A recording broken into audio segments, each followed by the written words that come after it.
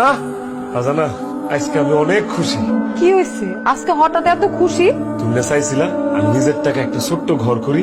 জানো, আমি এই কয়েকদিন কষ্ট করতে করতে তিলে তিলে তিলে তিলে 50,000 টাকা জমাইছি। আর আমার এক বন্ধু আমার 20,000 টাকা ধার দিল। এই 70,000 টাকা দিয়া আমি একটা ছোট্ট টিনের ঘর উঠাবো, তোমার আমার লাল নীল সংসারে। কি কও 50,000 টাকা জমাইছো? হহ। কই দেখি এই যে, দিদি আমার দাও তো।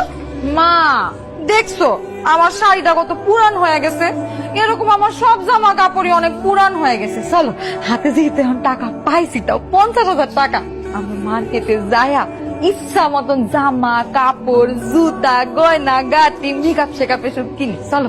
ওমা তুই একলাই কিনবি? আমার তো শাড়ি পুরানো হয়ে গেছে। চল এসি হলো মার্কেটে গিয়ে আমার লাগে শাড়ি চুড়ি ব্লাউজ জুতা কিনা খাওয়া দাওয়া করি। কি কইলা তুমি ফারজানা? আমার তিলে তিলে করে জমানো টাকা, আমার কষ্ট উপার্জিত টাকা তোমরা শপিং করে উড়াই দিবা? হ করুম তো কি হয়েছে, মা চলো তো আমরা মার্কেটে যাই। আমার এই কষ্টের টাকা, আমার এই গাধার খাটনি খাটুনির টাকা আমি তোমার শপিং করে উড়াইতে দিব না।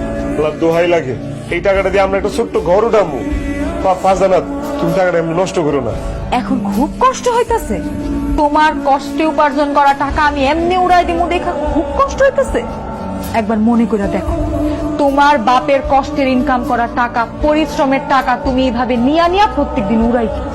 তুমি তোমার বাপের কাছ থেকে টাকা নিয়া তোমার বন্ধুদের নিয়ে আড্ডা দিতা, ঘুরতা ফিরতা, সিগারেট খাইতা, জুয়া খেলতা। ওই টাকাগুলো তোমার বাপের কষ্টের টাকাই ছিল। তোমার যেমন এখন খুব কষ্ট হইতাছে, তোমার বাপের এর চাইতেও বেশি কষ্ট হয়েছে। তুমি তার পোলা, তার সন্তান, এই কারণে সে তোমারে কষ্ট দিয়া কথা বলতে পারে।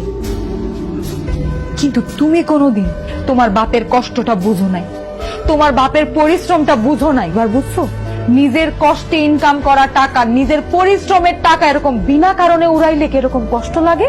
ঠিক কইছো ফারজানা, আমি অনেক টাকা পয়সা নষ্ট করছি। আমার বাপে কত কষ্ট করে টাকা পয়সা কামাইতো, একটা জোয়ান তাকড়া মানুষ, অথচ আমার 500 টাকা কামাই করতে কি পরিমাণ কষ্ট হয়েছে।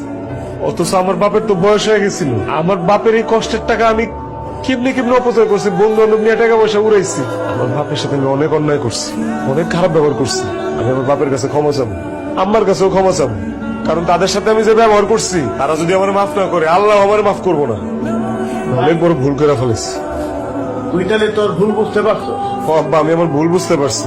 তোমার কষ্টের টাকা, তোমার পরিশ্রমের টাকা আমি বিনা কারণে অপচয় করছি, বন্ধু বান্ধব নিয়ে উড়াইছি, তোমার সাথে যাচ্ছে তাই ব্যবহার করছি। তুমি আমার মাফ করে দাও আব্বা। তুই যে তোর ভুলটা বুঝতে পারছিস সেজন্য আমরা অনেক খুশি। আমরা সব কষ্ট